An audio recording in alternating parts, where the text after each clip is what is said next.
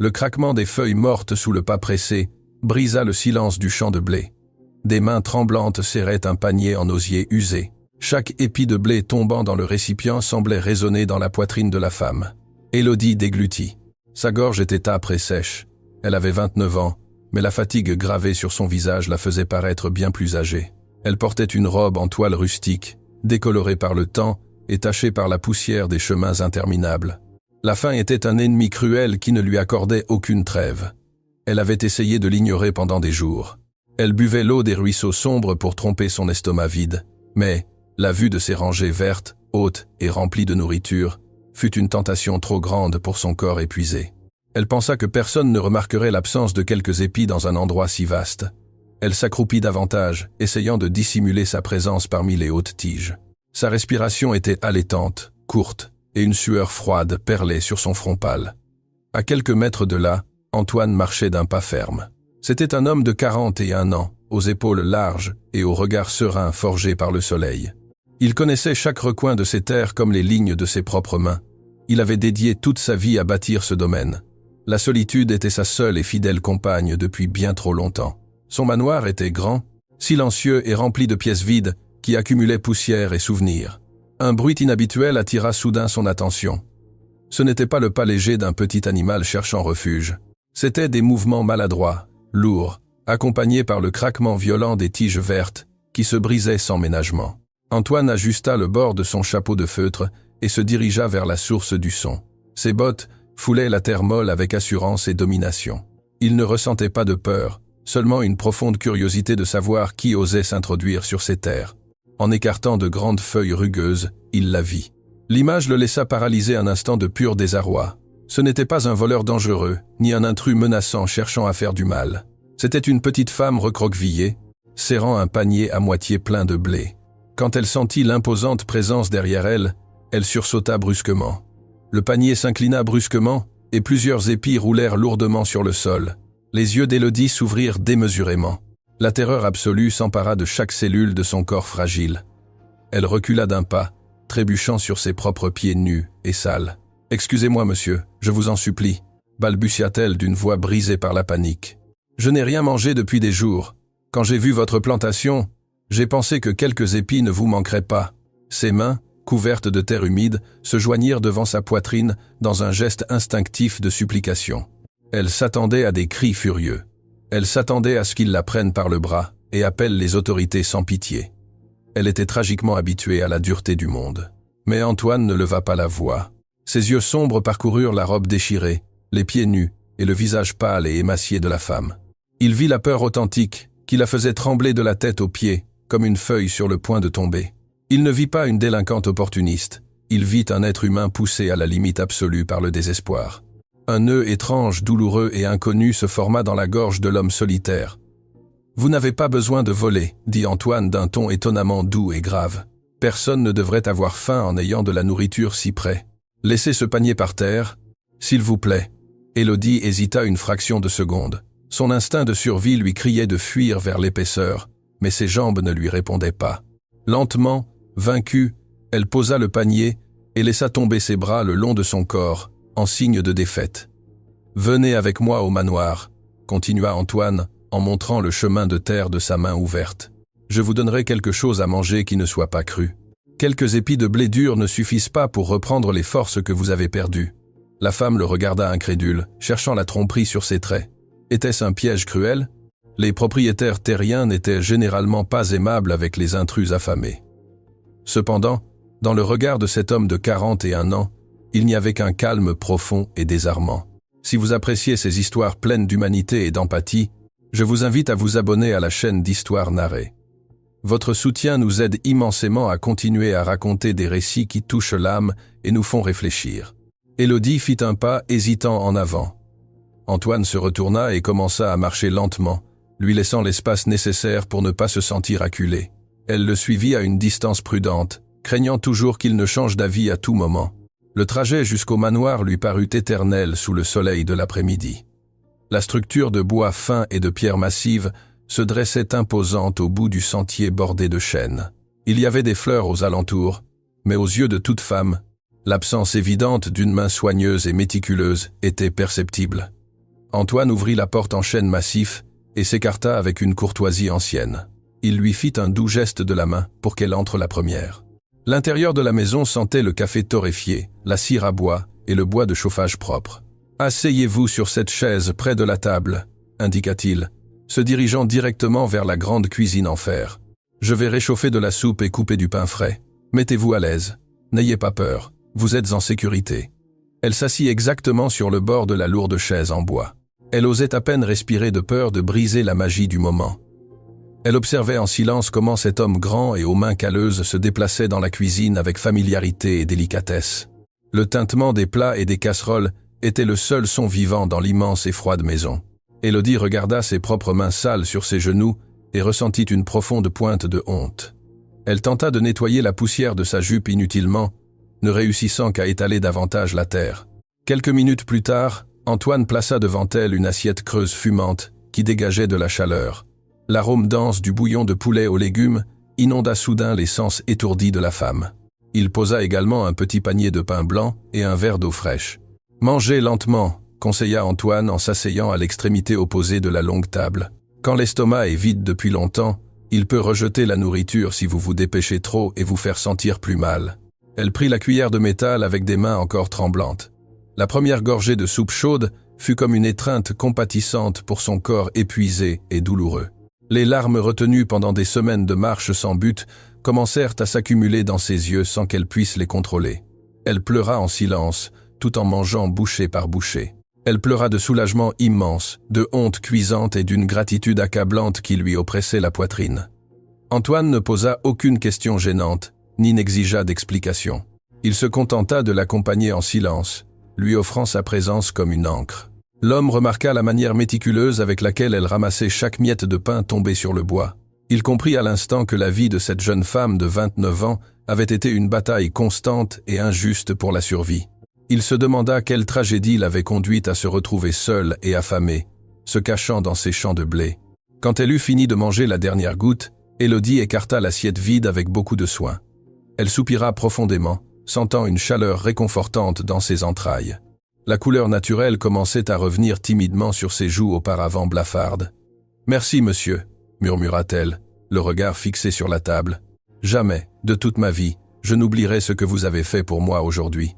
Je vais nettoyer la table et laver la vaisselle tout de suite avant de partir. » Elle se leva rapidement de la chaise, posant les mains sur le bois, prête à payer son énorme dette par un travail acharné. Mais Antoine leva une main ferme pour arrêter son mouvement. Son visage gardait la même expression sereine, mais ses yeux dénotaient une autorité protectrice. « Il est tard, le soleil se couche, et les chemins de terre sont longs et sombres, » dit-il d'une fermeté paternelle. « Je ne laisserai pas une femme seule marcher dans la campagne à cette heure. Il y a une chambre d'amis propre au fond du couloir principal. » Élodie le regarda fixement, les lèvres entr'ouvertes. Son cœur s'accéléra de nouveau, mais cette fois par une confusion absolue. Elle ne parvenait pas à comprendre pourquoi cet étranger aisé lui offrait tant de bonté et d'abri sans rien en retour. Était-ce un piège cruel? Les propriétaires terriens n'étaient généralement pas aimables avec les intrus affamés. Elle a un lit avec des couvertures propres et une salle de bain où vous pouvez vous laver, ajouta Antoine, se levant lentement de la table. Demain matin, à la lumière du jour, nous parlerons de ce que vous ferez ensuite. Maintenant, vous avez besoin de vous reposer. Il la guida le long d'un large couloir décoré de tableaux anciens, représentant des paysages champêtres. Il ouvrit la porte en bois sculptée d'une chambre simple, mais impeccablement rangée. Il y avait des draps blancs et d'épaisses couvertures de laine sur un lit en fer forgé. « Bonne nuit, madame », dit-il avec respect, avant de se retirer dans le couloir. « Reposez-vous tranquillement. Ici, personne ne vous dérangera ni ne vous fera de mal. La maison a de solides verrous à l'intérieur pour votre sécurité. » Quand la porte se referma d'un léger clic, Élodie se laissa tomber lentement sur le bord du lit. La douceur du matelas sous son corps la fit pleurer de nouveau, cachant son visage dans ses mains. Il y avait d'innombrables mois qu'elle n'avait pas dormi sous un toit sûr et chaud. Elle se dirigea vers la petite salle de bain attenante et ouvrit le robinet de métal poli. L'eau claire coulant cristalline sur ses mains meurtries lui parut un luxe indescriptible, presque irréel. Elle se lava le visage, enlevant les couches de poussière grise et la peur chronique accumulée sur sa peau. Cette nuit-là, elle dormit profondément, sans sursaut ni cauchemar de faim. Pendant ce temps, à l'autre bout du grand manoir, Antoine tournait dans son propre lit, regardant le plafond obscur. La simple présence de la femme dormant sous son toit avait complètement changé l'énergie pesante du lieu. J'aimerais savoir de quel pays ou ville vous nous écoutez en ce moment. Laissez votre commentaire ci-dessous. C'est vraiment beau de lire comment ces histoires traversent les frontières et connectent des personnes de tant d'endroits différents. Le lendemain matin, les premiers rayons de lumière dorée filtrèrent par la fenêtre de la chambre. Élodie se réveilla désorientée un instant, cherchant le plafond étoilé. En reconnaissant les murs propres et la couverture douce, le souvenir de la veille la frappa avec une force accablante. Elle se leva rapidement, arrangea tant bien que mal sa robe rustique et peigna ses cheveux noirs emmêlés en utilisant seulement ses doigts. Elle sentait qu'elle devait partir immédiatement avant d'abuser de l'énorme hospitalité du propriétaire du domaine. Elle ouvrit la porte de la chambre avec le plus grand soin pour ne pas faire grincer les gonds. Elle marcha sur la pointe des pieds le long du couloir vers la cuisine. Elle s'attendait à trouver la maison vide et froide. Cependant, au centre de la table, il y avait une grande tasse de café chaud, des œufs brouillés dorés et un bon morceau de fromage frais couvert d'un linge. À côté de la nourriture abondante reposait une petite note écrite d'une main ferme sur un morceau de papier. « Je suis allé vérifier les écuries tôt. Mangez bien. Antoine. » Élodie tint le papier entre ses mains rugueuses, profondément émue par ce détail de sollicitude. Elle déjeuna en silence absolu, observant chaque détail de l'immense cuisine. Il y avait de la poussière accumulée dans les coins élevés et les grandes fenêtres avaient un besoin urgent d'un bon nettoyage. La maison était belle et solide, mais elle manquait clairement de l'amour et de la main de quelqu'un qui en prendrait soin quotidiennement. Une idée ferme commença à prendre forme claire dans son esprit reconnaissant. Elle ne voulait pas être un fardeau pour cet homme bon. Elle ne voulait pas partir sans plus, laissant une dette morale impayable. Elle savait travailler dur et avait maintenant une énergie renouvelée coulant dans ses veines grâce à la nourriture et au repos en toute sécurité. Elle trouva un vieux balai de paille oublié dans un coin près de la porte de service arrière. Elle attacha ses longs cheveux avec un petit morceau de tissu effiloché qu'elle portait dans sa poche. Elle commença à balayer le sol avec une énergie et une détermination qu'elle n'avait pas ressentie depuis longtemps. Elle nettoya le sol de la cuisine, retirant la saleté de plusieurs années, frotta les robustes plans de travail en bois et lava la vaisselle de la veille avec du savon parfumé. Elle ouvrit grand les lourdes fenêtres pour laisser entrer l'air frais et vivifiant de la matinée champêtre. Elle fredonnait très doucement, presque en un murmure, une vieille berceuse que sa mère lui avait apprise en des temps meilleurs. Antoine revenait des écuries, marchant lentement, les mains dans les poches de son pantalon de toile. En s'approchant de l'arrière du manoir, il remarqua quelque chose de différent dans l'atmosphère. Les fenêtres ouvertes laissaient s'échapper un parfum exquis de savon propre et de café fraîchement moulu qui se mêlait à l'air matinal. Il s'arrêta net sur le seuil de la porte arrière. Là, elle était avec le balai à la main, nettoyant le plancher du porche avec une dévotion absolue et rythmique. Elle ne ressemblait plus du tout à la femme terrifiée, sale et désespérée qu'il avait trouvée cachée dans le champ de blé. Il y avait une dignité silencieuse et puissante dans chacun de ses mouvements calculés. Le soleil clair du matin illuminait son visage maintenant propre, révélant des traits délicats et une expression sereine et concentrée. Antoine resta à l'observer depuis l'ombre, n'osant pas dire un seul mot. Élodie leva les yeux et le découvrit en train de la regarder fixement.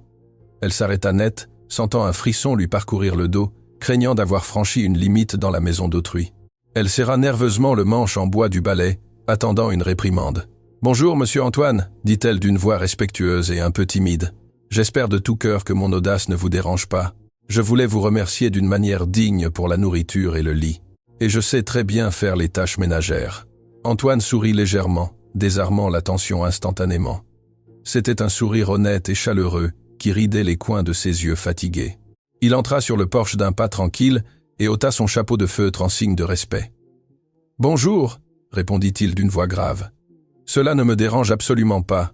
En fait, ce grand manoir avait désespérément besoin d'un peu de vie et de lumière, mais je tiens à préciser que je ne vous ai pas demandé de travailler. »« Je le sais parfaitement », répliqua-t-elle, en levant un peu le menton avec une fierté retrouvée. « Mais je n'accepte pas la charité de qui que ce soit sans donner mon effort en retour. Si vous me permettez de rester quelques jours seulement, je peux garder toute la maison propre et vous préparer des plats chauds. » Antoine réfléchit un long moment en silence. La lourde solitude du domaine avait été son bouclier protecteur contre le monde, mais elle était aussi devenue sa prison de pierre. Il fixa les yeux sombres et terriblement sincères de la jeune femme de 29 ans. « C'est d'accord », accepta-t-il finalement. hochant la tête. Vous pouvez rester aussi longtemps que vous le souhaitez. Je vous payerai un salaire hebdomadaire juste pour votre travail, en plus de l'hébergement et de toute la nourriture. Sur mes terres et dans mon manoir, je ne veux ni esclave ni personne qui travaille par compassion. Élodie ouvrit la bouche pour protester immédiatement. L'hébergement sûr et la nourriture quotidienne étaient des paiements plus que suffisants pour elle à ce moment de sa vie. Mais le regard ferme et inébranlable d'Antoine lui indiqua clairement qu'il n'accepterait pas de non. Si la vie vous a un jour donné une seconde chance juste quand vous vous y attendiez le moins et que tout semblait perdu, je vous invite à aimer cette vidéo. Ces petits miracles inattendus sont ce qui nous maintient en vie, forts et profondément pleins d'espoir. Ainsi commencèrent officiellement les jours d'Élodie sur le vaste domaine.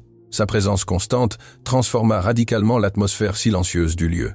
Chaque matin, sans faute, l'arôme réconfortant de café fort et de pain de campagne fraîchement cuit réveillait Antoine bien avant le premier chant du coq. Elle ne s'occupait pas seulement méticuleusement de l'intérieur du manoir. Bientôt, elle découvrit par elle-même que les animaux des enclos avaient aussi besoin d'attention et de soins. Elle se porta volontaire pour nourrir les cochons bruyants et les poules, tâche physique qu'elle accomplissait avec une efficacité et une rapidité étonnantes. Elle marchait dans les enclos humides avec sa robe simple habituelle, qui, grâce à ses propres efforts, était maintenant impeccablement propre et repassée. Sa voix douce et mélodieuse parvenait à calmer incroyablement les animaux les plus nerveux de l'enclos. Elle caressait le dos des cochons et leur parlait tout en leur versant de la nourriture abondante dans les grands récipients en bois sculptés. Antoine l'observait très souvent de la distance sûre des granges. Appuyé les bras croisés sur la solide clôture en bois, il la regardait interagir naturellement avec l'environnement rural. Il admirait en secret son immense force intérieure, sa remarquable capacité à trouver de la joie et un but dans les choses les plus simples et quotidiennes. Parfois, pendant les après-midi chauds, tandis qu'elle lavait vigoureusement le linge blanc dans les grandes lessiveuses en pierre derrière la maison, il l'écoutait chanter en cachette. C'étaient d'anciennes mélodies campagnardes, pleines de mélancolie et de nostalgie, mais chantées d'une voix si douce et claire qu'elle lui hérissait la peau. L'homme de 41 ans sentait physiquement qu'un poids gigantesque et sombre se levait lentement de ses larges épaules. Les dîners routiniers, qui consistaient auparavant en un plat rapide et froid, mangé dans la plus absolue solitude, étaient devenus les moments les plus agréables et attendus de sa longue journée. Ils s'asseyaient ensemble, l'un en face de l'autre, à la grande table en bois de la cuisine. Au début, ils parlaient très peu, mesurant chaque mot. Elle était extrêmement réservée et respectueuse, gardant toujours une distance prudente dictée par son passé. Il n'était pas non plus un homme enclin à parler de ses sentiments ou de son histoire. Mais peu à peu, au fil des jours partagés, la confiance commença à se tisser invisiblement entre eux. Ils parlaient des changements de temps, de l'état des récoltes de blé, des petits animaux qui naissaient faibles à la ferme. Ils partageaient des sourires de moins en moins timides au-dessus du bord de la tasse de café fumante. Élodie cessa d'être l'étrangère réfugiée effrayée. Elle devint, presque sans s'en rendre compte, le cœur palpitant et chaleureux de l'immense domaine. Les pièces auparavant vides et lugubres ne semblaient plus si silencieuses ni menaçantes. Les longs et froids couloirs ne donnaient plus cette triste sensation d'abandon permanent. Antoine nota avec satisfaction comment elle s'épanouissait physiquement semaine après semaine. Ses joues creuses retrouvèrent un teint rosé et sain. Ses yeux sombres ne reflétaient plus la terreur constante de l'animal acculé, mais une paix profonde, tranquille et lumineuse. Lui aussi changeait de l'intérieur vers l'extérieur. Les laboureurs endurcis du champ de blé commentaient à voix basse que le maître semblait beaucoup plus détendu. Il marchait dans les sillons d'un pas visiblement plus léger, et son expression, toujours sévère et austère, s'était considérablement adoucie.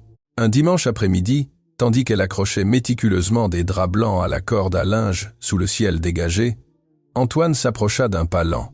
Il tenait soigneusement cachée dans ses grandes mains une petite boîte en bois sculptée de motifs floraux. « Élodie », dit-il en utilisant son prénom tout court pour la première fois depuis qu'ils s'étaient rencontrés. Il l'appela d'un ton grave qui dénotait un profond respect et une affection croissante et indéniable. Elle se retourna surprise, tenant une vieille pince à linge en bois entre ses doigts. Elle le regarda avec une curiosité évidente. La douce brise du soir agitait lentement ses cheveux foncés et brillants autour de son visage serein. « J'ai trouvé ceci au magasin du village ce matin », murmura Antoine, lui tendant la petite boîte avec une certaine maladresse. « J'ai pensé que cela vous plairait peu, être. Ce n'est qu'un petit détail sans importance. » Élodie essuya nerveusement ses mains humides sur son épais tablier, avant de prendre la boîte offerte. Ses doigts fins tremblaient légèrement au contact du bois poli.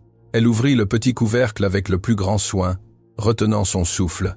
À l'intérieur, doublé de tissu, reposait un précieux peigne en écailles de tortue aux délicates incrustations et un savon parfumé à la rose enveloppé dans du papier fin. C'étaient des objets matériels simples. Mais pour elle, qui ne possédait absolument rien au monde, ils représentaient un luxe absolu et surtout un geste de soin authentique et personnel. « Monsieur Antoine, je ne sais que dire. Vous n'auriez pas dû vous déranger, » murmura-t-elle, sentant un nœud épais d'émotion et de larmes se former dans sa gorge. « C'est vraiment beau. Merci beaucoup de tout cœur. Vous avez fait énormément pour cette maison et pour ces terres, » répondit-il en la regardant fixement dans les yeux sans ciller. « C'est le moins que je pouvais faire pour que vous vous sentiez à l'aise et valorisé ici. Vous n'êtes plus une invitée. » Cette dernière phrase flotta intensément dans l'air parfumé du crépuscule. « Vous n'êtes plus une invitée. » Élodie baissa rapidement les yeux vers la boîte ouverte, cachant les chaudes larmes de bonheur qui menaçaient de couler sur ses joues. Le respect professionnel et la gratitude mutuelle faisaient inévitablement place à quelque chose de beaucoup plus profond et complexe. Un sentiment invisible et puissant commençait à s'enraciner dans cette terre émotionnellement fertile de leurs deux cœurs solitaires. Cependant, dans le monde ordonné d'Antoine, la paix complète durait rarement éternellement sans en payer le prix. Le domaine était immensément prospère et très connu dans toute la vaste région agricole. Et un homme de 41 ans, célibataire, sans héritier et avec des terres fertiles, ne passait jamais inaperçu aux yeux de ceux qui partageaient son sang et ses intérêts. L'ambitieuse famille d'Antoine, qui se dignait rarement à lui rendre visite pendant ces longues années de douloureuse solitude, gardait toujours un œil calculateur sur ses propriétés. Il ne savait pas encore que le cœur froid du grand manoir de pierre battait désormais quotidiennement au rythme constant du ballet et des douces chansons d'une femme d'origine humble et mystérieuse. Les longues ombres des grands arbres s'allongèrent sur l'herbe verte, annonçant la nuit. Élodie rangea le précieux cadeau dans la poche profonde de son tablier et continua à étendre le linge blanc avec une énergie renouvelée. Antoine retourna silencieusement à ses durs labeurs, mais pour la première fois depuis de nombreuses et tristes années, il sentit le désir incontrôlable et ardent que la longue journée se termine bientôt pour pouvoir rentrer rapidement chez lui. Cette même nuit étoilée, assis l'un près de l'autre, devant le feu crépitant de la cheminée, aucun des deux ne mentionna verbalement le cadeau du peigne. Mais les regards intenses qu'ils échangèrent en silence au-dessus de la lueur des flammes orangées en disaient bien plus que 1000 mots prononcés. Il y avait là une promesse silencieuse et sacrée de soins mutuels, de protection farouche et de l'espoir d'un avenir complètement différent du passé de douleur qu'ils connaissaient tous deux. Mais les nouvelles juteuses dans les villages de campagne voyagent toujours dangereusement vite. La forte rumeur qu'une jeune femme, totalement inconnue et sans famille respectable, vivait installée dans le grand manoir du maître solitaire, allait bientôt arriver aux oreilles les plus mal intentionnées et envieux. Et quand cela se produirait finalement, la fragile et belle tranquillité de ses jours initiaux serait durement menacée par l'incompréhension familiale et les préjugés les plus cruels. Élodie ferma les yeux fatigués et écouta le crépitement réconfortant du bois qui brûle. Elle ressentait un bonheur si immense dans la poitrine que cela l'effrayait un peu, la rendant vulnérable. Elle avait appris par les pires expériences que tout ce qui était bon et sûr dans sa vie pouvait disparaître d'un coup en un simple clin d'œil. Elle serra fortement le tissu de son tablier, où elle gardait le cadeau, suppliant en silence la vie que ce refuge chaleureux soit, enfin, sa destinée définitive et sûre. L'aube apporta avec elle une brume basse qui couvrait les champs de blé d'un manteau blanc et silencieux. Élodie se réveilla avec la première lumière, sentant encore le poids agréable du petit peigne en écailles de tortue dans la poche de son tablier. La promesse silencieuse de la nuit précédente flottait encore dans l'air froid de la pièce. Elle se leva avec une énergie nouvelle, une force qui ne venait pas seulement de la nourriture, mais de l'espoir. En se regardant dans le petit miroir au-dessus du lavabo, elle ne vit plus la femme brisée et affamée des semaines précédentes. Elle vit une jeune femme de 29 ans, au visage propre et aux yeux remplis d'une lumière sereine et reconnaissante. Elle commença ses labeurs quotidiens avec un soin encore plus grand, si tant est que cela fût humainement possible.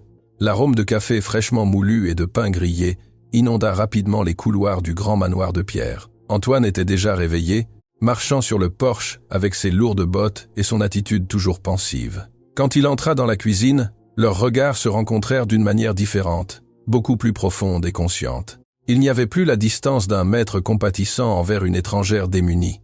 Il y avait une connexion palpable, un fil invisible qui les unissait au milieu de l'immense solitude du domaine. « Bonjour, Élodie », dit-il de cette voix grave qui lui transmettait une paix infinie. « Bonjour, monsieur Antoine. Le petit déjeuner est servi et chaud », répondit-elle avec un sourire timide mais sincère.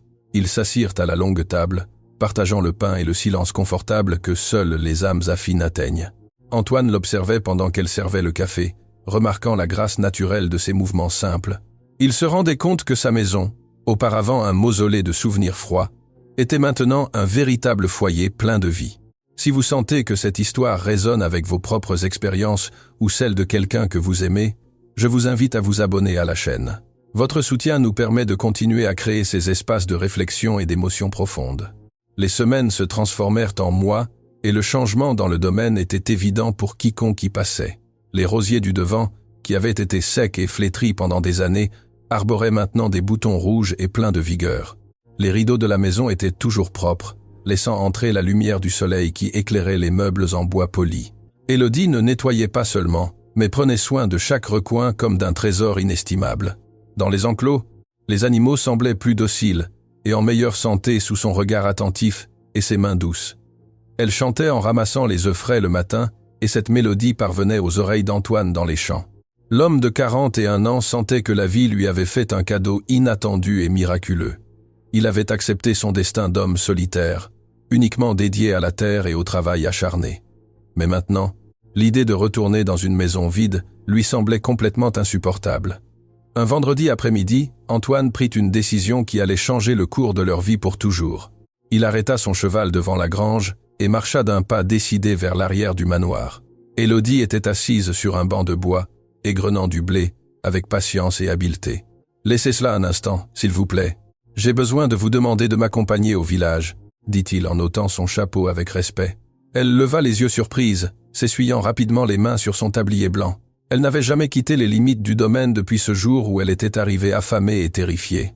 Le monde extérieur lui causait une peur sourde, un rappel constant de sa vulnérabilité passée. « Au village, monsieur, mais ma robe n'est pas appropriée pour marcher dans les rues, » murmura-t-elle, baissant les yeux de honte. « Votre robe est parfaitement propre, et vous êtes une femme digne, » répondit Antoine avec une fermeté qui n'admettait aucun doute. « De plus, le but de ce voyage est précisément de vous acheter de nouvelles étoffes pour que vous fassiez les vêtements que vous choisirez. » Le voyage en calèche tiré par des chevaux fut silencieux, mais chargé d'une attente nerveuse et douce. Élodie regardait les arbres défiler, sentant qu'elle franchissait une frontière invisible vers une nouvelle vie. Antoine tenait les rênes avec assurance, lui lançant des regards furtifs pour s'assurer qu'elle était tranquille. En arrivant dans les rues pavées du village voisin, les regards curieux ne se firent pas attendre. Les marchands et les voisins connaissaient très bien Antoine, le propriétaire terrien solitaire et réservé qui parlait rarement à quiconque. Le voir accompagné d'une femme jeune et belle, d'apparence humble mais fière, déclencha immédiatement les murmures. Si vous êtes intrigué de savoir comment ils feront face à ces regards et à ce nouveau défi, n'oubliez pas d'activer la cloche de notification. Ainsi vous ne manquerez pas un seul détail de la suite de ce récit humain profond. Ils entrèrent dans la plus grande et la mieux achalandée des merceries de toute la région. L'odeur de coton neuf, de teinture forte et de bois de cèdre emplissait l'atmosphère chaude du magasin. Le propriétaire de la boutique s'approcha rapidement, se frottant les mains avec un sourire de courtoisie commerciale et une curiosité mal dissimulée. « Monsieur Antoine, quel honneur de vous avoir ici. En quoi puis-je vous servir, vous et la demoiselle ?» demanda le marchand en traînant le dernier mot. « Nous voulons voir les meilleures étoffes que vous ayez, du coton doux pour le quotidien et du lin fin pour des robes plus formelles, » ordonna Antoine, ignorant le ton de l'homme. Élodie toucha les tissus du bout des doigts, émerveillée par la douceur et les couleurs vibrantes. Cela faisait des années qu'elle n'avait pas porté quelque chose qui n'ait pas été jeté ou donné par charité.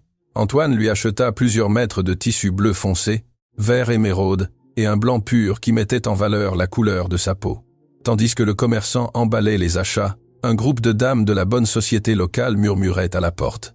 Elle désignait sans vergogne Élodie, critiquant ses chaussures usées et son attitude soumise. Antoine s'en rendit compte instantanément, et sa mâchoire se serra d'une fureur silencieuse et protectrice. Il ne dit pas un seul mot agressif, mais il prit les lourds sacs et offrit son bras à Élodie avec une élégance suprême. Elle le regarda, les yeux écarquillés, hésitant une seconde avant de poser sa petite main sur le bras fort de l'homme.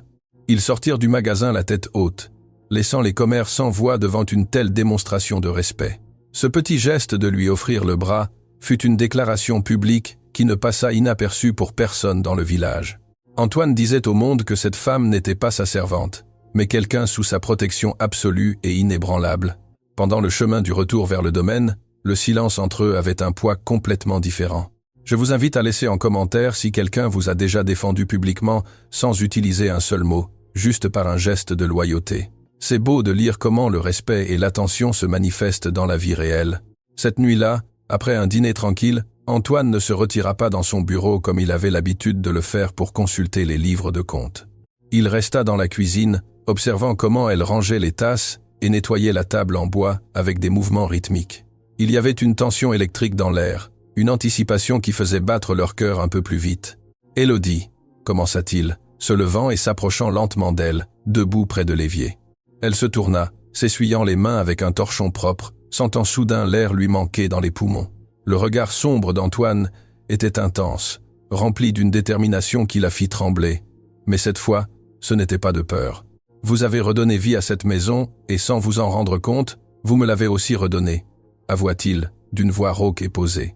Je ne veux plus que vous viviez ici comme une employée, ni que je vous paye un salaire pour prendre soin de ce qui est désormais aussi à vous. » Élodie sentit une larme chaude couler sur sa joue, incapable de l'arrêter ni de détourner le regard.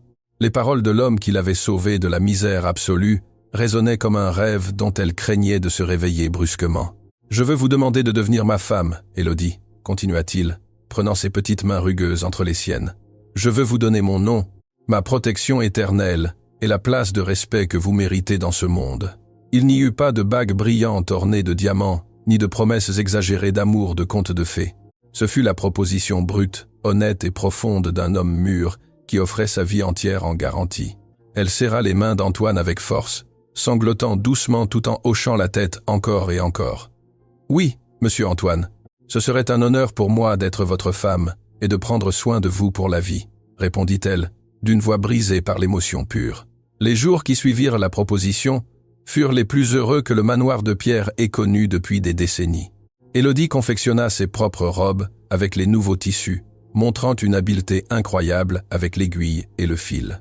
Le domaine entier semblait briller d'une lumière renouvelée, reflétant la joie tranquille de ses habitants. Cependant, le bonheur pur dans un monde plein de préjugés attire toujours des regards sombres et des tempêtes imprévues. La rumeur du mariage imminent se répandit comme une traînée de poudre dans tous les villages voisins et parvint rapidement aux oreilles de la famille d'Antoine. Ses frères aînés, qui vivaient en ville, entourés de luxe et de confort, ne tardèrent pas à réagir avec alarme. Pour eux, Antoine était le gardien solitaire du patrimoine familial, un homme qui ne devait pas se marier à son âge, et encore moins avec une inconnue. Ils craignaient de perdre leur futur héritage et n'étaient pas prêts à permettre à une étrangère sans nom de famille de s'emparer des terres fertiles de blé.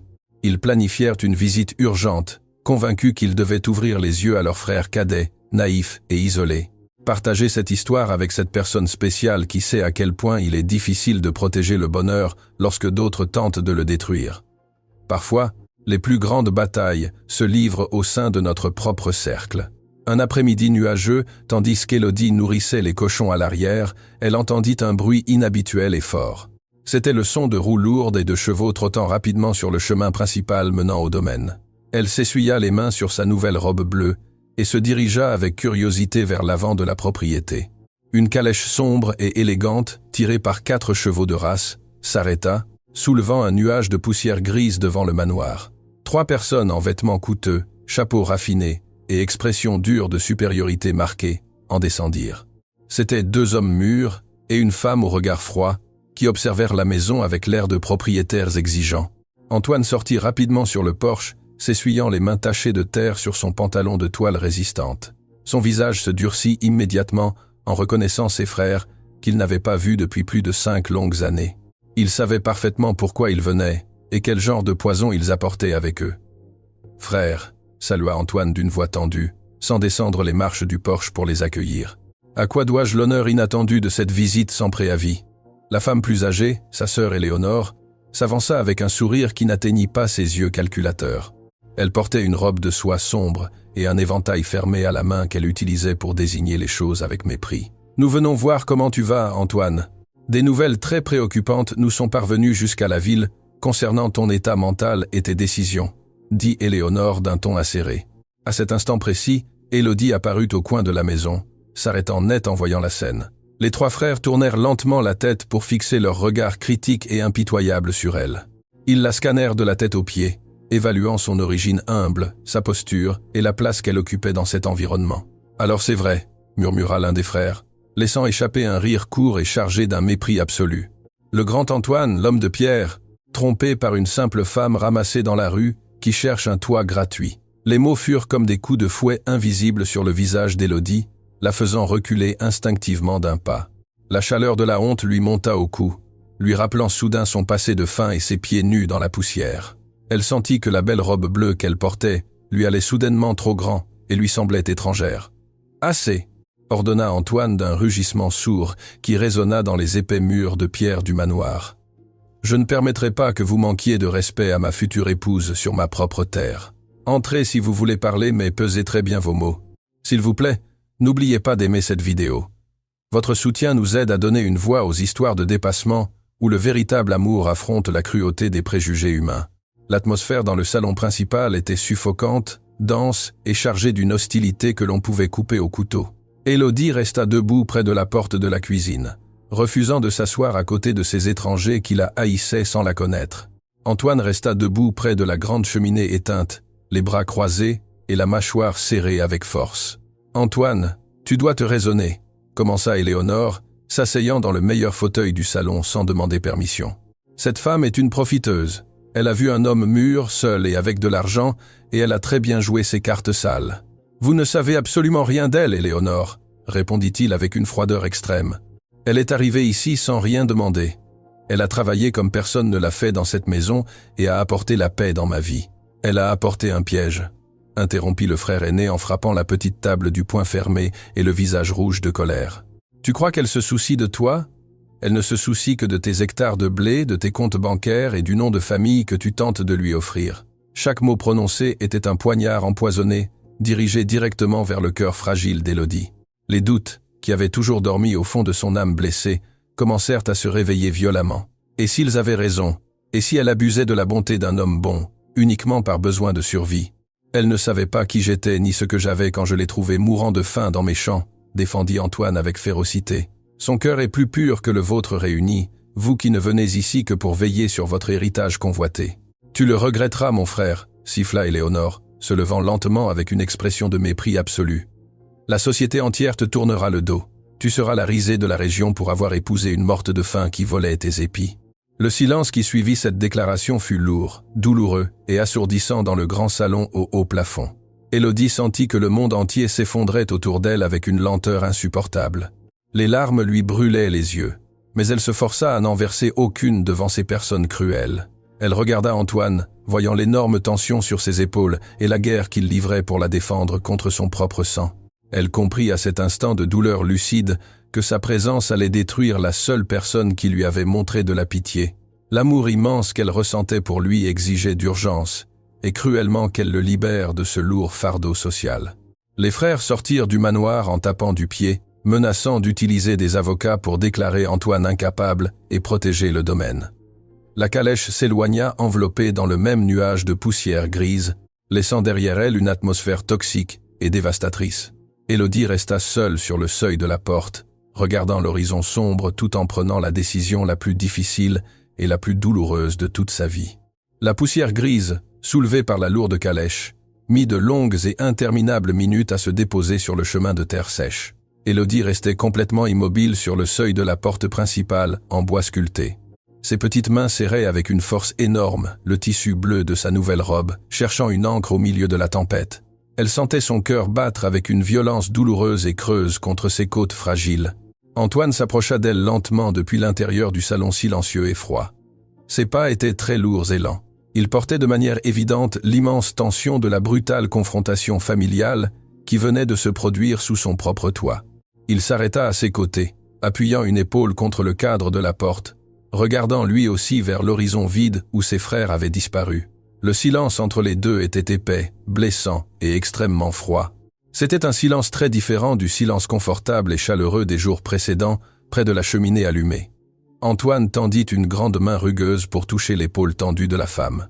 Elle frissonna légèrement au contact précautionneux, profondément enfouie dans ses propres pensées sombres et destructrices. « N'écoute pas un seul des mots cruels qu'ils ont prononcés il y a un instant », murmura-t-il d'une voix rauque et chargée d'une fatigue ancienne.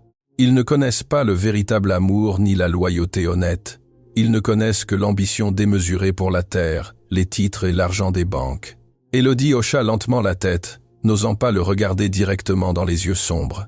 Les paroles cruelles des frères fortunés d'Antoine continuaient de se répéter dans son esprit comme un écho empoisonné qu'elle ne pouvait éteindre.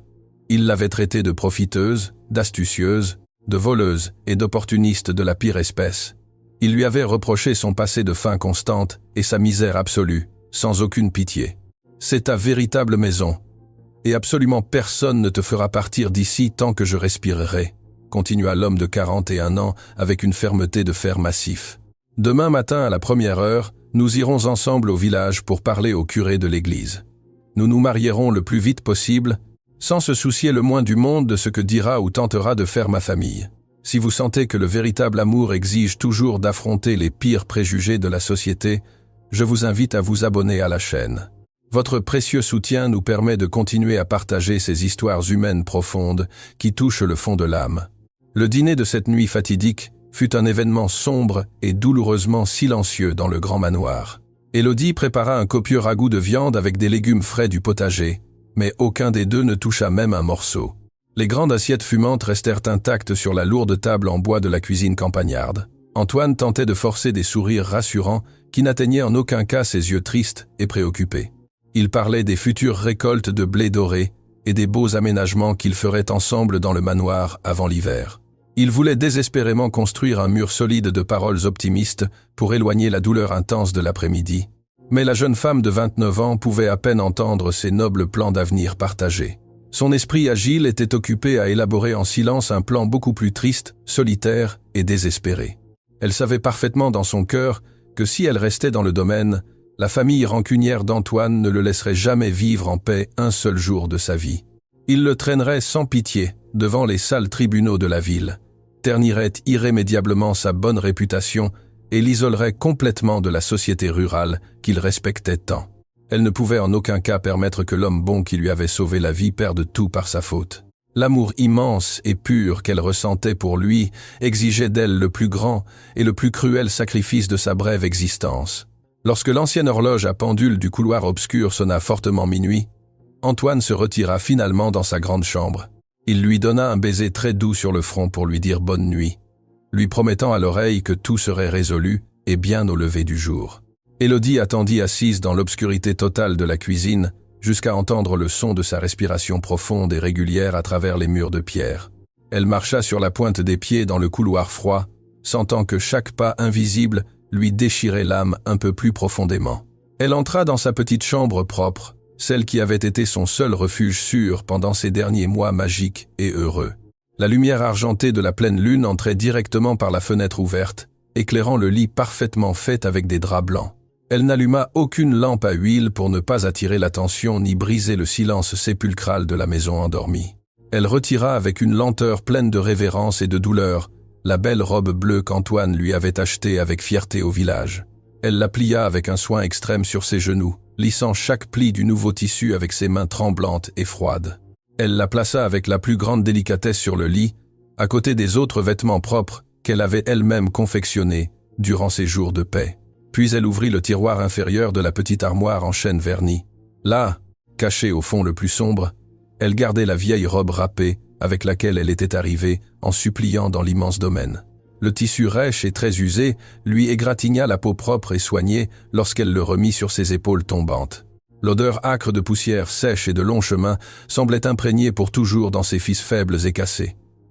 Elle se sentit instantanément vulnérable, très petite et tragiquement seule, face à l'immense et terrifiant monde qui l'attendait dehors. Je vous demande de tout cœur de nous laisser un bref commentaire en indiquant de quelle ville ou de quel pays vous écoutez ce triste récit. C'est vraiment un immense honneur pour nous de savoir jusqu'où voyagent ces fortes émotions partagées en communauté. des poches de son tablier blanc propre, elle sortit lentement le petit et précieux peigne en écailles de tortue, aux fines incrustations, qu'il lui avait offert cet après-midi inoubliable. Elle le serra fortement contre sa poitrine pendant de longues et agonisantes minutes, laissant les larmes silencieuses inonder son visage pâle et fatigué. C'était le seul trésor véritable et honnête qu'elle avait possédé de toute sa triste et vide vie. Elle le déposa avec une délicatesse extrême sur la robe bleue, soigneusement pliée au centre du lit blanc. À côté du peigne brillant, elle laissa une petite note écrite d'une calligraphie tremblante sur un morceau de papier froissé qu'elle trouva dans la cuisine. Les lettres étaient peu nombreuses, mais elles portaient tout le poids écrasant d'un cœur complètement brisé par l'infinie gratitude et l'amour non consommé. Pardonnez-moi de partir ainsi en cachette au milieu de la nuit froide et obscure. Vous êtes l'homme le plus bon, juste et noble, que j'ai connu en mes 29 ans de vie entière. Mais je ne peux pas être égoïste et devenir la cause de votre ruine totale, ni de la destruction de votre famille de sang. Je prierai toujours fervemment pour votre bonheur et votre paix, de très loin. Elle prit un petit châle usé en vieille laine pour couvrir un peu ses épaules fines et sortit de la pièce sans oser regarder en arrière. Elle traversa la grande cuisine dans l'obscurité, mémorisant pour la dernière fois, et désespérément l'odeur familière de bois brûlé et de café fort moulu. Elle ouvrit la lourde porte arrière en chêne, avec la plus grande précaution pour que les solides gonds de métal ne grincent pas dans le silence de la nuit campagnarde. L'air intensément froid de l'aube frappa son visage humide par les pleurs incessants et inconsolables. Les hauts champs de blé vert s'étendaient immenses devant elle, comme une mer d'ombre menaçante, inconnue et profondément solitaire.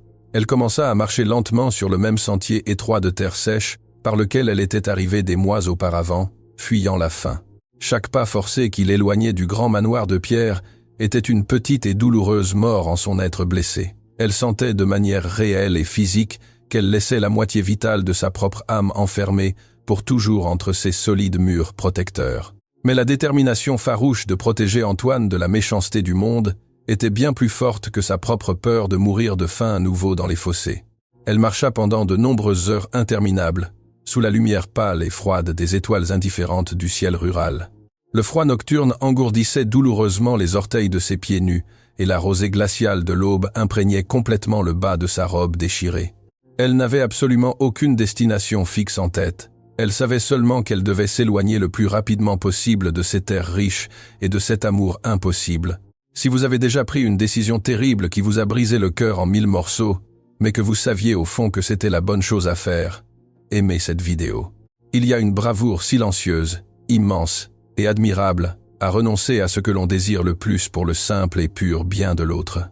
Le lendemain matin, les premiers et chaleureux rayons du soleil doré illuminèrent majestueusement le grand manoir du prospère domaine de blé.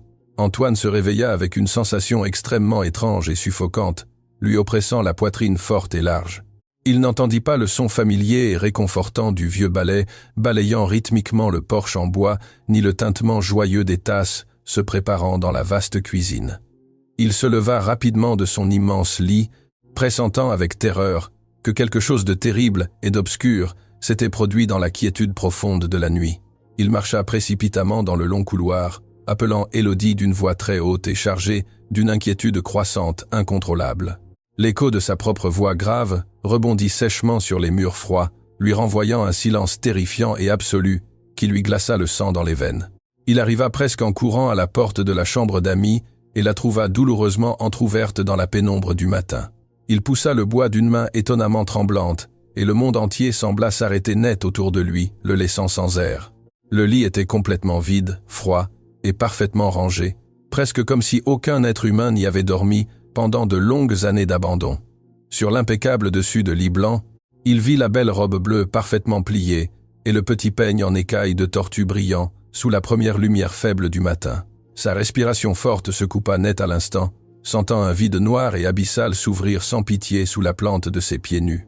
Il marcha très lentement vers le lit, refusant catégoriquement de croire ce que ses propres yeux larmoyants lui montraient avec tant de cruauté impitoyable.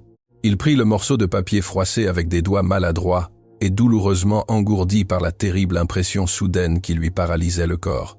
Il lut les courtes et tristes lignes écrites par elle une douzaine de fois de suite, cherchant désespérément un sens caché, un indice ou une blague cruelle de mauvais goût. Mais la réalité crue et brutale le frappa de plein fouet, avec la force destructive d'une énorme masse de fer massif. Elle était partie pour toujours. La fragile femme, qui avait apporté une lumière radiante, des rires purs et la chaleur d'un foyer à sa vie triste et solitaire, s'était enfuie comme une criminelle dans l'obscurité la plus complète et l'avait fait entièrement par amour pour lui, par un sens du sacrifice personnel si immensément pur et aveugle que cela le remplit immédiatement d'une fureur dévastatrice et sauvage. « Non, je ne le permettrai en aucune façon », murmura Antoine, les dents serrées, écrasant la petite note de papier jusqu'à la froisser complètement dans son énorme poing fermé et blanc de pression. « Je ne laisserai jamais ces ambitieux gagner et détruire avec leur poison la seule chose véritablement belle et pure que j'ai de toute ma vie. N'oubliez pas de partager cette histoire profonde et déchirante avec quelqu'un qui apprécie les récits authentiques sur l'énorme sacrifice véritable et la force imparable de l'esprit humain. Parfois, les grandes histoires d'autres personnes nous donnent la force nécessaire pour affronter nos propres batailles douloureuses et invisibles. » Il sortit en courant, éperdu, de la pièce vide avec un désespoir profond qu'il n'avait jamais connu en ses 41 ans de vie ordonnée. Il mit furieusement ses lourdes bottes de travail, tachées de boue, et prit son épais manteau de cuir sombre, accroché à l'entrée principale du manoir. Il traversa le long porche en bois à grandes enjambées, ignorant complètement les laboureurs et les ouvriers étonnés qui commençaient à arriver au sillon de semis. Il courut aveuglément vers les grandes écuries couvertes, effrayant énormément un couple de jeunes chevaux qui hennirent très nerveusement devant sa présence violente et erratique. Il sella son meilleur et plus rapide cheval noir avec des mouvements rapides, brusques et précis, dictés uniquement par la pure adrénaline du désespoir amoureux. Il ne se souciait absolument pas de laisser le grand domaine sans aucune supervision. Il ne se souciait pas des récoltes imminentes et millionnaires, ni des chiffres élevés de ses comptes bancaires. Il monta d'un seul et agile bond et enfonça les éperons de métal avec une urgence suprême dans les flancs nerveux de l'animal fort et préparé. Ils partirent au galop à toute vitesse sur le large chemin principal, soulevant exactement le même immense nuage de poussière grise que l'après-midi triste de la veille. Le vent froid et coupant du matin lui blessait le visage sévère. Mais Antoine ne ressentait absolument aucune sorte de douleur ou de fatigue physique à cet instant précis. Il ne ressentait que l'énorme douleur lancinante dans sa propre poitrine et l'impérieux et incontrôlable besoin de la retrouver saine et sauve avant qu'il ne soit humainement trop tard. Il chevaucha sans une seule minute de repos vers le village le plus proche, interrogeant à grands cris chaque paysan surpris et voyageur poussiéreux qu'il croisait sur son chemin fou. Il demandait les yeux injectés de sang après une jeune femme de 29 ans aux longs cheveux noirs et à la robe très usée et sale. Mais personne n'avait absolument rien vu d'inhabituel dans l'obscurité profonde et immense de la nuit fermée en pleine campagne. Élodie s'était évanouie dans l'air froid, comme un fantôme silencieux et triste parmi les ombres interminables des immenses champs ruraux. La frustration accablante et l'impuissance la plus absolue commençaient à dévorer sans pitié l'âme habituellement rationnelle et très structurée du riche propriétaire terrien solitaire.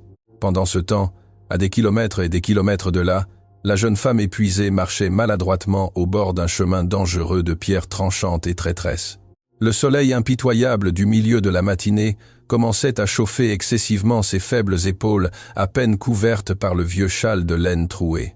Ses petits pieds nus saignaient légèrement et lui brûlaient à cause des coupures traîtresses du terrain, complètement rudes et malheureusement inconnues pour elle. La faim lancinante, cette vieille, fidèle et cruelle connaissance de son passé sombre et misérable, revenait bruyamment dans son estomac vide et douloureux. Mais cette fois, la terrible douleur physique pâlissait énormément, en comparaison de l'immense agonie émotionnelle qui la consumait lentement à l'intérieur de ses os. Chaque fois qu'elle fermait ses yeux fatigués un bref instant, elle voyait clairement le visage serein d'Antoine et son sourire protecteur, honnête et inimitable. Elle se souvenait clairement de la sécurité chaleureuse de la grande cuisine illuminée et de l'odeur de savon blanc et propre de ses propres draps de lin sur le lit. Elle avait volontairement renoncé au paradis terrestre par pure volonté propre, pleinement convaincue que c'était le seul moyen valable de sauver son noble sauveur de la ruine sociale. Elle pleurait dans le silence le plus absolu tout en boitant, laissant les larmes lourdes tomber librement et former de petites gouttes de boue sur la poussière sèche du long et interminable chemin vers le midi chaud. L'épuisement physique extrême et le manque total d'eau obligèrent Élodie à chercher d'urgence refuge contre le soleil brûlant et mortel. Elle trouva par hasard une vieille grange en bois pourri et en ruine, complètement abandonnée près d'un petit ruisseau aux eaux très troubles et à la boue épaisse. Elle se recroquevilla en tremblant dans le coin le plus sombre qu'elle put trouver sur un vieux tas de paille malodorante, serrant ses genoux maigres contre sa poitrine endolorie. Si cette histoire dramatique vous fait réfléchir sur la véritable et profonde valeur des bonnes personnes et non sur leurs possessions matérielles, veuillez vous abonner et activer la cloche de notification. Nous avons beaucoup d'autres merveilleuses narrations émouvantes à partager avec vous chaque nouvelle semaine. Antoine arriva finalement au village principal bien après-midi, avec l'énorme cheval noir complètement baigné d'une épaisse sueur blanche et respirant avec une lourdeur agonisante due à l'effort. Il freina brusquement net devant la place centrale du lieu, s'attirant immédiatement les regards étonnés et curieux de tous les commerçants locaux qui nettoyaient leurs vitrines. Il descendit de l'animal d'un rapide saut agile et marcha directement d'un pas furieux vers le petit bureau de poste et de télégraphe du gouvernement régional. Son visage fatigué était couvert de fine poussière et ses yeux sombres brûlaient comme des charbons, avec une détermination féroce, dangereuse et inébranlable qui faisait vraiment peur. Il entra dans le petit local sombre en bois, poussant la lourde porte avec tant de fureur qu'il fit trembler menaçantes les vitres sales des fenêtres latérales. L'employé solitaire du bureau de poste le regarda avec une terreur évidente sur le visage, lâchant maladroitement le lourd tampon d'encre noire qu'il tenait serré dans sa main droite. « J'ai besoin d'envoyer un télégramme urgent à la ville principale maintenant, quel qu'en soit le coût. » exigea Antoine d'une voix puissante et implacable qui résonna dans la pièce. « Et j'ai besoin d'engager immédiatement tous les hommes disponibles à cheval pour qu'ils cherchent sur tous les chemins du sud, jusqu'à la frontière même. » Il dicta un message extrêmement court, mais absolument lapidaire et destructeur, destiné à sa sœur snob Éléonore et à ses deux frères aînés arrogants. Les mots étaient froids comme la glace, calculés au détail près, et fermaient à jamais et à double tour la porte à toute future réconciliation familiale pleine d'hypocrisie. Il les informait formellement et légalement qu'à partir de cet instant même, ils étaient complètement déshérités de toutes ces vastes terres, propriétés et comptes bancaires. Il déclara fermement par écrit que tout son immense patrimoine, jusqu'à la dernière petite pièce ou le dernier épi de blé semé, passerait immédiatement au nom unique d'Élodie. Il ne se souciait absolument pas que la haute société entière de la ville le considère comme un fou furieux ou un vieil homme sénile et prématuré digne d'être enfermé. Il était complètement disposé à brûler le monde entier jusqu'à ses fondations, pourvu qu'il puisse prouver que son amour profond ne pouvait jamais être intimidé par de simples préjugés de salon. Le son du lourd seau de métal frappant le papier officiel résonna comme un coup de fusil sec dans le petit bureau. Antoine laissa une grosse liasse de billets sur le comptoir, en bois taché d'encre. Il n'attendit pas de recevoir la monnaie, ni ne voulut entendre la confirmation balbutiante de l'employé terrorisé. Il se retourna d'un mouvement brusque et sortit de nouveau dans la rue pavée. Le soleil impitoyable de l'après-midi tombait sans aucune pitié sur les toits de tuiles rouges du village tranquille. La chaleur suffocante soulevait des vagues déformées sur la poussière blanche du chemin principal.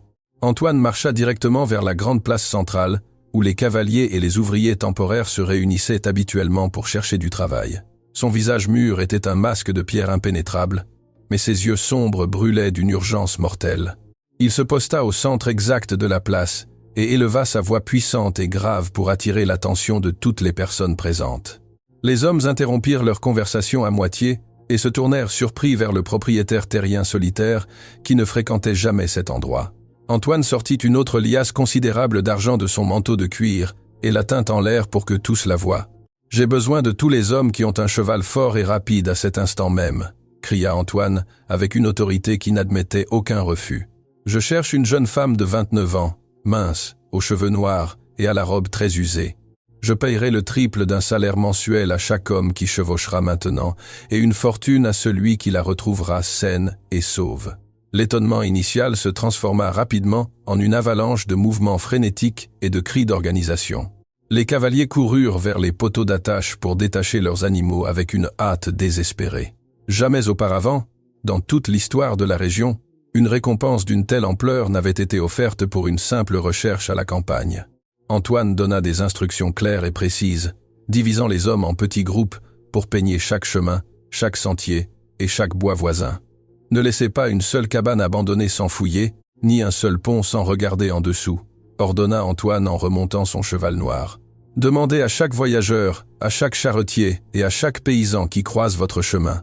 Si quelqu'un l'a blessé ou caché, Je jure sur ma vie qu'il connaîtra le pire des malheurs. » Les groupes de cavaliers se dispersèrent, soulevant des nuages gigantesques de terre sèche dans toutes les directions possibles de la rose des vents. Antoine prit le chemin le plus difficile et le plus traître, celui qui menait vers les terres arides du sud.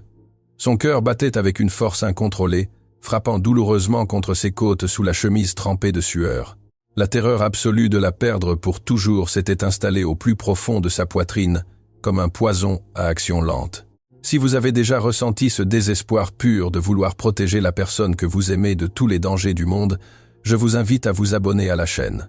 Votre compagnie nous aide à construire une communauté où les sentiments réels et profonds sont toujours les véritables protagonistes. Alors que les chevaux galopaient frénétiquement sur les sentiers poussiéreux, à de nombreux kilomètres de là, le silence régnait à l'intérieur de la vieille grange abandonnée.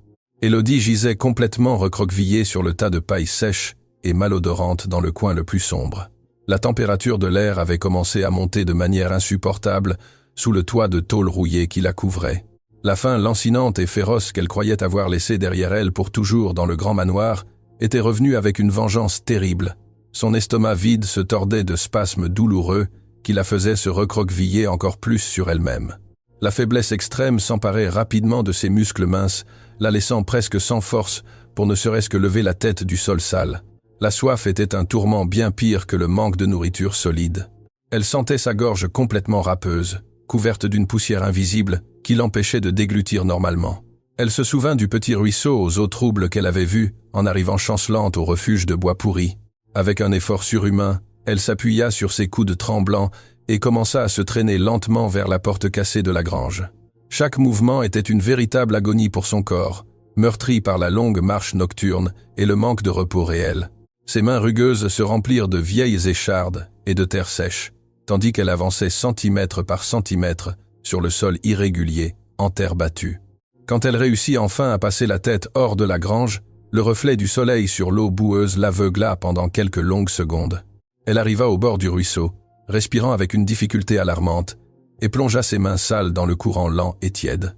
Elle porta l'eau sombre à ses lèvres desséchées et but avec un désespoir aveugle, ignorant complètement le goût amer de boue et de feuilles pourries. Mais son estomac affaibli ne put supporter le liquide impur après tant d'heures de tension extrême et de jeûne forcé. Quelques minutes après avoir bu, son corps rejeta violemment l'eau trouble, la laissant allongée sur la berge avec de violentes nausées qui la laissèrent sans air. Elle resta là, étendue sur la boue humide, pleurant d'un filet de voix faible, tandis que le soleil brûlait son dos couvert par le vieux châle. Elle sentait qu'elle avait touché le fond le plus sombre et le plus misérable de toute son existence, bien pire que lorsque Antoine l'avait trouvée dans ses plantations de blé, car cette fois, l'immense solitude qui l'écrasait n'était pas le fruit de la malchance ou de l'abandon de la vie. Cette fois, elle avait elle-même choisi librement de marcher vers sa propre destruction par un acte d'amour pur et déchirant. Elle avait sacrifié sa seule chance d'être immensément heureuse pour maintenir intact l'honneur et l'immense patrimoine de l'homme qu'elle aimait en silence. C'est beau de lire comment ces décisions de vie si difficiles résonnent dans le cœur de tant de personnes différentes. Je vous encourage à laisser en commentaire si vous avez déjà sacrifié quelque chose de très précieux pour la paix et le bien-être de quelqu'un que vous aimiez vraiment. Elle se traîna de nouveau à l'intérieur suffocant de la grange, laissant une trace humide sur la terre sale et craquelée de l'extérieur. Le petit peigne en écaille de tortue, son unique et plus précieux trésor au monde entier, était toujours rangé en sécurité dans la poche cachée de sa robe déchirée. Elle le sortit avec des doigts tremblants et le serra fortement contre sa poitrine, trempée de sueur froide et de larmes amères. Le toucher doux du bois poli lui rappela le souvenir net et douloureux du visage serein d'Antoine, illuminé par le soleil couchant. Elle ferma les yeux avec force, essayant de s'accrocher désespérément à cette belle image pour chasser la terreur qu'elle ressentait en voyant la mort approcher. Mais l'épuisement extrême finit par faire payer son prix implacable, et une fièvre haute et soudaine commença à envahir son corps fragile. Des frissons violents la secouaient sans pitié malgré l'immense chaleur qui s'accumulait sous le toit de tôle rouillée. Élodie commença à délirer à voix basse, mêlant de terribles souvenirs de sa triste enfance aux moments magiques vécus dans le manoir de pierre. Elle parlait seule dans la pénombre suffocante, demandant pardon à sa mère morte de ne pas être assez forte pour survivre dans ce monde cruel. À de nombreux kilomètres de distance, ignorant le grave état de santé de la femme qu'il aimait, Antoine chevauchait sans repos sous le soleil brûlant. Son cheval noir, une bête forte et fière, commençait à montrer des signes évidents de fatigue extrême due au galop continu. L'écume blanche de sueur couvrait le cou de l'animal, et sa respiration était devenue bruyante et alarmante par intermittence. Antoine arrêta la marche à un carrefour désolé pour laisser l'animal reprendre son souffle quelques brèves minutes. Il descendit d'un saut et marcha de long en large, sentant l'impuissance rageuse le consumer des entrailles jusqu'à la gorge. Il regarda l'immense horizon jaune et vide, haïssant de toute son âme la vastitude de la terre qu'il aimait tant auparavant. La culpabilité le frappait à plusieurs reprises avec la force d'un fouet invisible et cruel au milieu de la solitude du chemin. Il se reprochait de ne pas lui avoir parlé avec beaucoup plus de clarté la nuit précédente après l'humiliante visite de ses frères. Il avait été un lâche complet de ne pas lui dire, en la regardant dans les yeux sombres, qu'il l'aimait profondément et que rien d'autre au monde ne lui importait. Il avait cru à tort que lui offrir le mariage et la protection légale était une preuve d'amour suffisante pour une femme blessée par la vie. Il n'avait pas compris à temps qu'elle avait désespérément besoin d'entendre des mots d'affirmation émotionnelle pour se sentir véritablement en sécurité et digne de sa place dans cette maison. Son propre orgueil d'homme silencieux et protecteur avait érigé un mur invisible de silence qu'elle interpréta comme une charge obligée. Partager ce récit avec les amis ou la famille qui oublient parfois d'exprimer leurs sentiments à haute voix. Nous tenons pour acquis que l'autre sait que nous l'aimons, mais le silence peut être le plus grand ennemi de l'amour sincère. L'après-midi commença à tomber lentement, teintant l'immense ciel de la campagne de couleur orange et pourpre profonde. Les différents groupes de cavaliers engagés au village commencèrent à se croiser sur les chemins de terre sans apporter aucune bonne nouvelle. Les visages des hommes reflétaient une fatigue absolue et la résignation typique de ceux qui cherchent une aiguille minuscule dans une énorme botte de foin. Antoine refusa catégoriquement de donner l'ordre d'arrêter la recherche intense lorsque la première obscurité commença à couvrir les grands arbres. Il offrit encore plus d'argent aux laboureurs épuisés pour qu'ils allument des torches à huile et continuent de chevaucher toute la nuit si nécessaire. Certains hommes murmuraient à voix basse sur la folie évidente du maître, mais la promesse de la fortune offerte les maintint sur leurs montures en sueur. Vers 20 heures, un vieux berger qui voyageait à pied avec son chien s'approcha craintivement du cheval d'Antoine. Le vieil homme portait un chapeau de paille effiloché et s'appuyait lourdement sur une épaisse canne en bois noueux. Il leva les yeux vers le visage tendu et sévère du riche propriétaire terrien, s'éclaircissant la gorge sèche avant d'oser parler dans l'obscurité naissante. « Monsieur Antoine, pardonnez mon énorme audace de retenir votre pas pressé en cette nuit sans lune, » commença le vieil homme d'une voix chevrotante et tremblante. « J'ai entendu à l'auberge du carrefour que vous cherchez désespérément une femme en robe simple et aux pieds nus qui marche seule. » Antoine se pencha violemment en avant sur sa selle, serrant les épaisses rênes de cuir d'une force démesurée. Son cœur fit un bond douloureux et soudain, s'arrêtant une seconde entière devant la possibilité réelle de trouver une piste certaine. Il fixa son regard ardent dans les yeux fatigués du berger, exigeant une réponse immédiate, sans qu'il soit nécessaire d'articuler un seul mot. « Je l'ai vue ce matin même, à peine quand le soleil commençait à chauffer la rosée des hautes herbes, » continua le vieil homme, en désignant d'une main tremblante vers le sud obscur. Elle marchait en boitant beaucoup, comme si ses pieds saignaient à cause des pierres tranchantes du vieux chemin. Elle allait en direction du ruisseau sec vers les anciennes granges abandonnées de la famille Silva, que personne n'utilise depuis 10 longues années. Si vous appréciez comment un petit détail peut changer complètement le destin de 2 personnes qui s'aiment, n'oubliez pas d'aimer cette vidéo. Votre soutien constant nous motive immensément à continuer de chercher les meilleures histoires pour notre chaîne. Antoine ne posa aucune question supplémentaire, ni ne perdit une seule seconde de temps vital à donner des explications aux autres cavaliers proches. Il lança une lourde pièce d'or massif au pied du vieux berger en guise de remerciement précipité et tourna violemment la tête de son cheval noir. Il enfonça les éperons sans pitié dans les flancs de l'animal épuisé et partit au galop comme une âme possédée par les démons vers le sud sombre. Le vieux chemin vers les granges abandonnées était extrêmement dangereux pour chevaucher à cette vitesse au milieu de la nuit noire. Les branches basses des arbres secs lui égratignaient le visage et lui déchiraient ses vêtements de cuir épais sans qu'il ne ralentisse à aucun moment. Il n'avait qu'une pensée fixe et obsessionnelle, battant dans son esprit accablé. Arriver à temps avant que le froid ou la faim ne terminent l'œuvre cruelle de sa famille. Alors qu'Antoine réduisait furieusement la distance dans l'obscurité totale, Élodie s'enfonçait de plus en plus profondément dans les griffes du délire fébrile. La température de son corps avait atteint un point critique et dangereux à l'intérieur de la grange humide et malodorante. Elle ne sentait plus le sol dur sous ses os douloureux, ni ne percevait l'odeur dégoûtante de paille pourrie qui l'entourait complètement. Son esprit épuisé avait créé un refuge imaginaire et pieux pour échapper à l'immense douleur physique qui la tuait lentement. Elle croyait fermement qu'elle était de retour dans l'immense cuisine de pierre, assise devant la grande cheminée allumée par une nuit d'hiver. Elle voyait les mains épaisses d'Antoine lui servant une tasse de café noir chaud, tandis qu'il lui souriait avec cette tendresse réservée qui le caractérisait toujours. « Merci, monsieur Antoine », murmura-t-elle dans l'obscurité vide de la grange pourrie, tendant une main tremblante vers le néant absolu. « Je promets que demain je ferai briller les fenêtres et que je nettoierai le sol jusqu'à ce que je puisse voir mon propre visage dans le vieux bois. » Une larme solitaire et extrêmement chaude coula sur sa joue sale, laissant une trace propre sur la peau couverte de fine terre. Sa respiration devint terriblement superficielle et espacée, comme si chaque bouffée d'air nocturne lui coûtait un effort titanesque et impossible à soutenir. Le petit peigne en écailles de tortue glissa lentement de sa main ouverte, tombant sur la paille sale avec un bruit minuscule et triste que personne n'entendit. À peine une demi-heure après minuit, le son sourd de sabots de cheval frappant les pierres du ruisseau brisa le silence sépulcral de la vallée. Antoine tira les rênes avec une force énorme, obligeant son cheval noir à s'arrêter brusquement devant la structure en ruine de la vieille grange. L'animal soufflait bruyamment, couvert d'une épaisse écume et tremblant de fatigue après la course mortelle dans l'obscurité.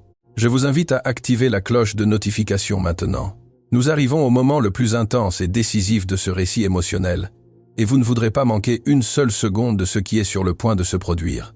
Antoine descendit d'un saut rapide, ignorant complètement la douleur lancinante dans ses propres jambes, engourdi par tant d'heures de chevauchée ininterrompue et tendue. La pleine lune était enfin apparue au-dessus des nuages gris, baignant le paysage lugubre d'une lumière argentée, froide et fantomatique. Il se dirigea précipitamment vers l'entrée détruite de la grange, sortant une petite lanterne à huile de sa poche intérieure et l'allumant avec des mains extrêmement maladroites à cause des nerfs. La lumière jaunâtre et vacillante balaya l'intérieur sombre et poussiéreux du lieu abandonné, révélant des tas de vieilles ordures et des outils rouillés et oubliés. Le cœur d'Antoine se serra douloureusement dans sa poitrine forte, ne voyant absolument rien d'autre que désolation et abandon au premier coup d'œil rapide. La peur paralysante d'être arrivé trop tard menaça de briser complètement son esprit, toujours fort et dominant. Mais alors un son à peine perceptible et faible attira son attention vers le fond le plus sombre et le plus éloigné de la structure en ruine. C'était une respiration extrêmement forcée et rauque, le son inimitable de poumons luttant désespérément pour continuer à fonctionner contre toute logique médicale. Antoine courut vers ce coin, trébuchant sur les planches pourries du sol, levant la lampe à huile au-dessus de sa tête pour éclairer la scène. Elle était là. Elle gisait recroquevillée, comme un petit animal blessé et sans espoir sur la paille la plus sale qu'il ait jamais vue dans sa vie de propriétaire terrien soigneux. Le vieux châle de laine était complètement trempé par la sueur de la fièvre brutale qui la consumait sans aucune pitié. Son visage pâle, comme du papier, contrastait douloureusement avec la saleté sombre qui couvrait ses joues creuses et ses lèvres gercées par la terrible soif. « Élodie !» cria Antoine d'une voix rauque et déchirée, qui ne semblait pas sortir de sa propre gorge sèche. Il tomba violemment à genoux sur le sol dur, sans se soucier des échardes de vieux bois qui s'enfonçaient dans son pantalon taché de boue. Il posa la lanterne de côté et la prit dans ses bras grands et protecteurs avec une délicatesse infinie, comme s'il soulevait une figure de cristal brisé. Le corps mince de la femme brûlait d'une chaleur antinaturelle et terrible, et sa tête tomba inerte et lourde contre la large poitrine de l'homme désespéré. « Élodie, pour l'amour de Dieu, ouvre les yeux et regarde-moi maintenant !» supplia-t-il, collant son visage contre le front ardent de la femme malade. « Je t'ai trouvé, mon amour. Finalement, je t'ai trouvé. Tu es en sécurité. Je te jure sur ma propre vie que toute la souffrance est finie pour toujours. » Elle ne répondit pas immédiatement. Ses paupières lourdes tremblèrent légèrement, luttant contre l'inconscience profonde qui tentait de l'entraîner vers un sommeil noir et définitif. La chaleur de la poitrine d'Antoine et le son retentissant de son cœur effrayé parvinrent à pénétrer l'épaisse brume de son esprit délirant et fébrile. Elle ouvrit ses yeux sombres très lentement, flous et remplis d'une confusion absolue et enfantine. Il lui fallut plusieurs secondes angoissantes pour reconnaître les traits durs, mais immensément aimants, de l'homme de 40 et 1 an qui pleurait ouvertement sur elle.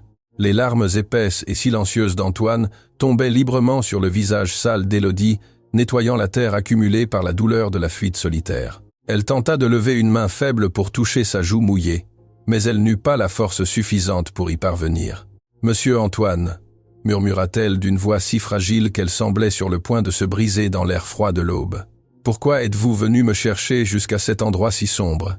Je voulais vous sauver de l'énorme honte et de la terrible haine de votre riche famille. Écoute-moi très bien, car je ne te le dirai qu'une fois dans ma vie, et je veux que tu l'enregistres dans ton âme, » répondit-il, la serrant plus fort contre sa poitrine protectrice. « Il n'y a aucune honte à t'aimer.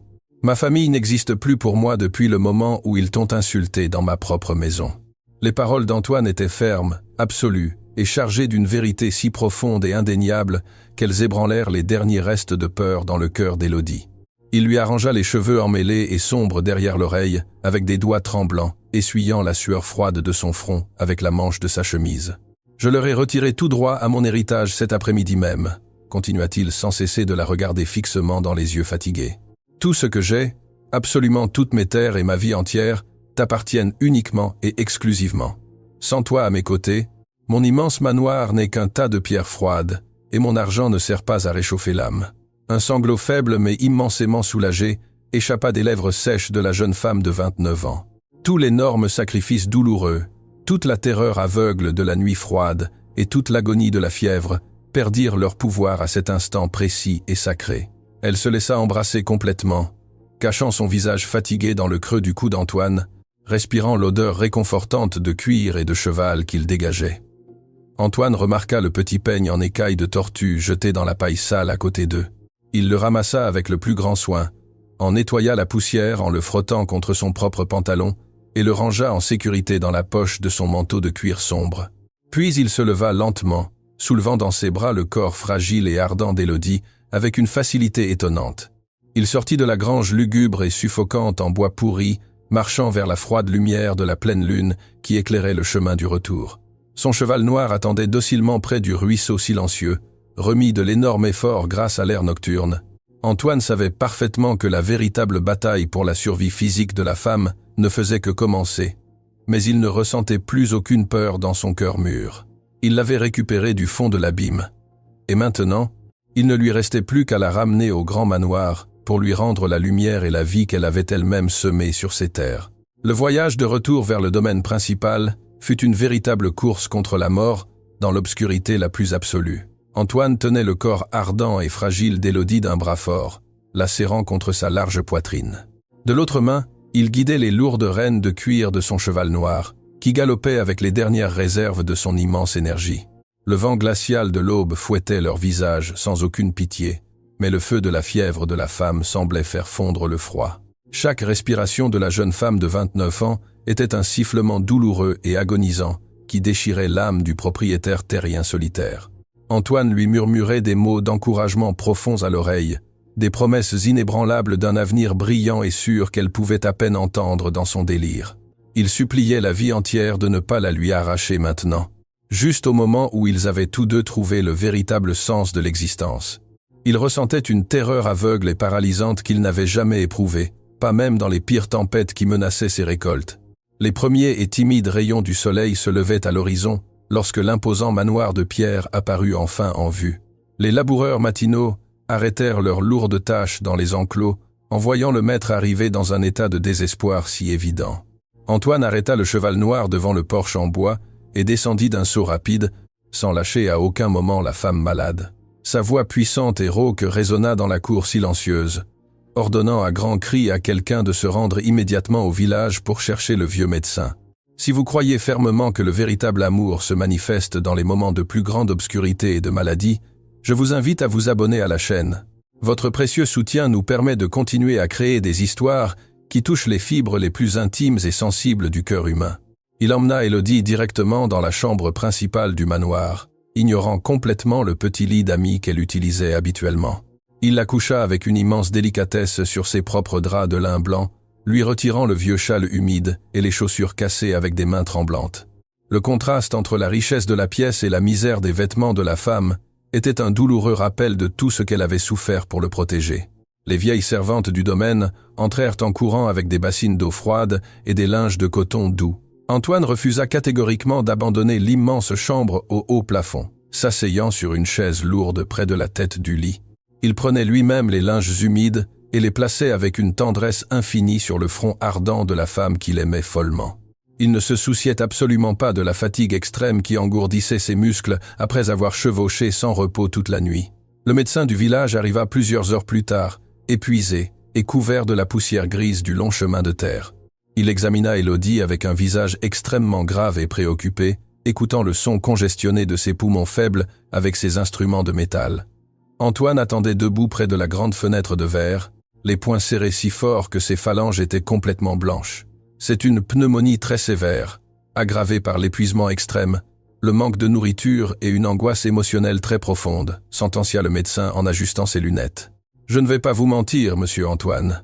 Les prochaines 48 heures seront absolument critiques et décisives pour son cœur fragile. Le silence qui suivit ces dures paroles fut si épais et lourd qu'il aurait presque pu être coupé avec un couteau affûté. Le docteur laissa un flacon de verre sombre avec une médecine amère et donna des instructions strictes sur la manière de faire baisser la terrible fièvre.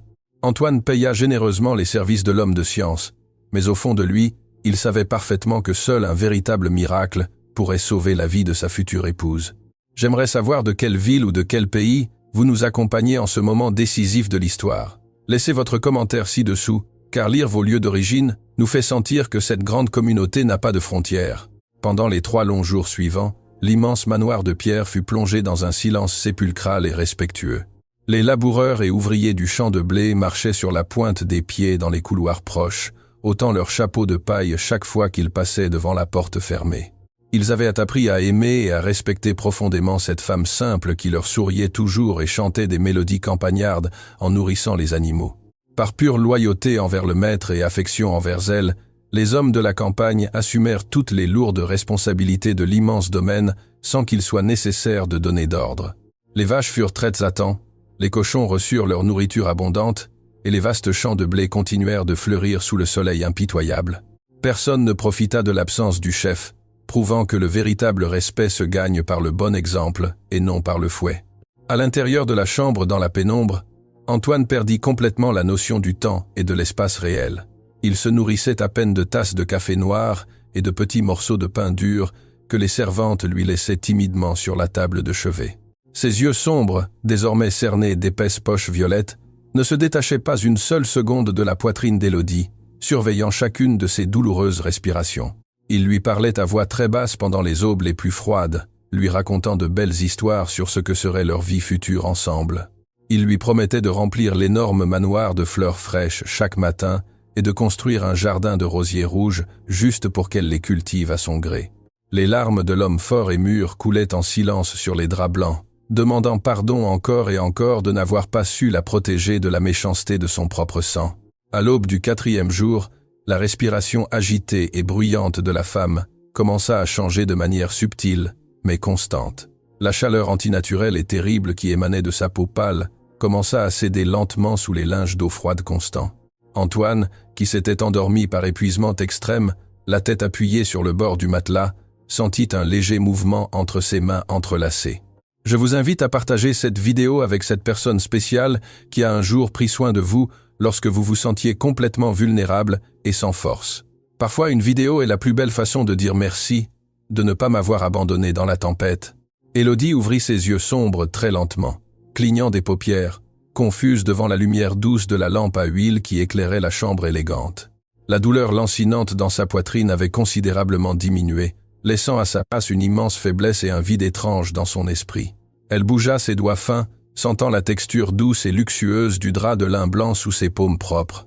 Elle tourna la tête très lentement sur l'oreiller de plume et vit Antoine dormir à ses côtés d'une manière inconfortable et sans protection. L'homme de 41 ans avait l'air décharné, la barbe de plusieurs jours et les vêtements de toile complètement froissés et sales. Elle sentit qu'un nœud d'amour immense et de gratitude absolue lui serrait doucement la gorge sèche. « Monsieur Antoine », murmura-t-elle d'une voix rauque, mais étonnamment claire et libre du délire de la fièvre. Il se réveilla d'un bond brusque, manquant de faire tomber la lourde chaise en bois à la renverse par la vitesse de ses propres réflexes effrayés. En voyant ses yeux complètement lucides, propres et fixés sur son visage fatigué, un sanglot étouffé s'échappa de sa gorge serrée. Il tomba à genoux devant le lit, prenant les 2 petites mains d'Élodie et les couvrant de baisers désespérés et de larmes chaudes de profond soulagement. « Tu es revenu à moi, mon amour. Tu es revenu à la vie, murmurait-il sans cesse, appuyant son front contre les mains fragiles de la jeune femme. Je pensais que je te perdais pour toujours dans cet endroit affreux. Plus jamais tu n'auras froid ni faim sous mon ciel. Elle sourit avec une tendresse infinie, caressant les cheveux foncés et ébouriffés de l'homme qui lui avait donné son âme entière. Il n'y avait plus de doute sombre dans son cœur blessé, ni de peurs irrationnelles de ne pas être suffisantes pour le monde aisé qu'il représentait. La douleur extrême les avait purifiés tous les deux, brûlant les barrières de l'orgueil et ne laissant que la vérité absolue d'un amour mûr et courageux. La récupération complète d'Élodie prit plusieurs semaines de soins constants, de bouillons nutritifs et de repos prolongé au soleil de l'après-midi. Pendant tout ce long temps de convalescence lente, Antoine ne permit jamais qu'elle soulève même un balai ou une assiette sale dans la cuisine. Il la traitait avec la révérence d'une véritable reine, s'assurant que la couleur naturelle et saine revienne progressivement sur ses joues creuses. Si vous avez déjà eu l'impression que la vie vous récompensait après avoir traversé votre étape la plus douloureuse et sombre, veuillez aimer ce récit. Votre soutien nous aide à apporter de la lumière à d'autres personnes qui traversent peu, être leur pire moment. Tandis qu'elle se fortifiait lentement dans le grand manoir, les répercussions légales du télégramme, envoyé par Antoine, éclatèrent dans la ville lointaine. Ses frères aînés ambitieux tentèrent d'utiliser leur coûteux avocat en costume fin pour annuler les décisions radicales du propriétaire terrien amoureux. Ils présentèrent des demandes absurdes, arguant de folie temporaire et de manque de jugement mûr de la part du frère cadet qui administrait les terres fertiles. Mais Antoine n'était pas un homme naïf ni faible face aux tribunaux de justice civile. Il avait forgé son immense empire de blé avec une intelligence aiguisée et des contrats légaux absolument blindés contre tout vautour familial. Ses propres avocats détruisirent les prétentions de ses frères en quelques jours, prouvant que le propriétaire terrien était en plein et total usage de ses facultés mentales. La famille riche et snob fut bannie pour toujours du domaine verdoyant et de la vie personnelle de l'homme de 41 ans. Ils ne foulèrent plus jamais le chemin de terre qui menait à l'immense manoir de pierre, ni n'osèrent murmurer le nom de la femme humble dans les cercles mondains.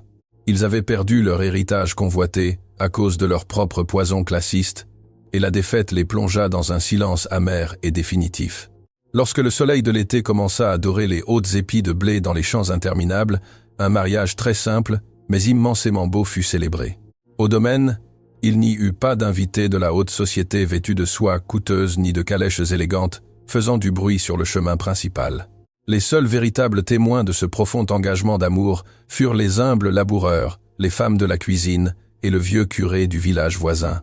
Élodie n'acheta pas une robe de dentelles importée, ni ne dépensa une fortune en bijoux éblouissants pour son grand jour. Elle cousit elle-même sa propre robe, avec le tissu de lin blanc pur, qu'Antoine lui avait acheté cette première fois lointaine dans la boutique du commerçant curieux. Son seul véritable ornement fut le précieux peigne en écailles de tortue brillant qui retenait ses cheveux noirs avec une élégance naturelle et éblouissante. Antoine l'attendait debout sous l'ombre fraîche d'un immense chêne ancien dans le jardin arrière du manoir de pierre. Il portait un costume sombre et impeccable, mais sa plus grande fierté n'était pas le tissu fin de ses vêtements, mais le regard d'adoration absolue qu'il dédiait à sa future épouse. Quand elle marcha vers lui en foulant l'herbe verte, les ouvriers agricoles applaudirent avec un respect authentique et des larmes sincères dans leurs yeux fatigués. Si vous avez une histoire personnelle de dépassement, de seconde chance ou d'un amour qui a vaincu les préjugés les plus cruels, écrivez-la dans les commentaires. Cette chaîne est un espace sûr pour apprendre des profondes expériences de vie de chacun d'entre vous. Les années qui suivirent ce mariage simple sous les arbres furent les plus prospères et les plus heureuses que la vaste région campagnarde ait jamais connues. La ferme non seulement maintint son succès habituel, mais elle s'épanouit d'une manière complètement spectaculaire sous le regard conjoint des deux époux. Élodie se révéla être une administratrice naturelle, dotée d'une intelligence pratique et d'un sens commun brillant, forgé dans la dureté de sa propre vie passée. Elle n'était plus la femme terrifiée, sale et désespérée, qui volait des épis cachés parmi les hautes tiges vertes pour ne pas mourir de faim chronique. Elle était devenue la dame et la maîtresse incontestée des terres, profondément respectée par tous les commerçants du village principal et aimée avec dévotion par les ouvriers. Sa voix douce ne tremblait plus de peur, mais transmettait une autorité compatissante qui résolvait tout conflit dans les immenses enclos. Mais la richesse abondante et le pouvoir rural n'endurcirent jamais le cœur noble de la jeune maîtresse. Elle n'oublia jamais, pas un seul instant de sa vie aisée, la terrible douleur physique et mentale d'avoir l'estomac complètement vide et les pieds nus saignant dans la poussière. C'est pourquoi elle ordonna de construire une grande salle à manger en bois le long du chemin principal, ouverte tous les jours à tout voyageur, vagabond ou personne malchanceuse qui traverserait ces terres. Antoine l'observait souvent depuis la fenêtre du bureau, tandis qu'elle servait personnellement les immenses assiettes de soupe fumante aux étrangers épuisés. Son cœur d'homme mûr se remplissait d'une fierté si gigantesque que cela lui faisait presque physiquement mal à la poitrine. Il savait avec une certitude absolue que la vie lui avait envoyé un véritable ange déguisé en voleuse affamée, juste pour sauver sa propre âme de l'obscurité et de la froideur de la solitude éternelle. Un après-midi doré et tranquille de fin d'automne. Tous deux marchaient bras dessus, bras dessous dans les mêmes sillons de terre où ils s'étaient rencontrés pour la première fois. Le vent doux agitait les feuilles sèches des plantes matures avec un son croquant et extrêmement familier. Antoine s'arrêta un instant, regardant le visage serein et magnifique de son épouse, qui portait désormais de petites et dignes marques des années heureuses autour de ses yeux sombres. « As-tu jamais regretté de ne pas t'être enfui plus loin cette terrible nuit-là » demanda-t-il avec un sourire enjoué, serrant doucement la main chaude de son épouse. Elle laissa échapper un rire cristallin et musical qui s'éleva au-dessus du son du vent dans les champs fertiles. Elle porta sa main libre à la poche de son fin tablier de lin et toucha le relief connu du petit peigne en écaille de tortue qu'elle portait toujours sur elle comme une amulette sacrée. Elle regarda dans les yeux sombres de son époux avec une intensité étonnante et une gratitude éternelle que le temps ne pourrait jamais effacer. « Je ne regretterai jamais d'avoir trébuché sur l'homme qui m'a appris que la faim la plus douloureuse du monde n'est pas celle de l'estomac, mais celle du cœur vide, » répondit-elle d'une voix ferme et profonde. « Vous m'avez donné de la nourriture pour survivre un jour, mais vous m'avez donné votre amour pur pour vivre 1000 vies entières. » Ils continuèrent à marcher ensemble vers l'immense manoir de pierre brillant, où la fumée blanche et chaude de la cheminée allumée promettait un refuge sûr, de la nourriture abondante et beaucoup de paix.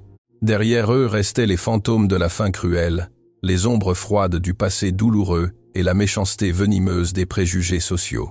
Ils avaient construit un monde nouveau et indestructible de leurs propres mains entrelacées, prouvant que la dignité humaine ne dépend jamais de l'argent, mais de la pureté des intentions. N'oubliez pas de vous abonner, d'aimer et d'activer la cloche de notification pour ne pas manquer nos prochaines histoires profondes.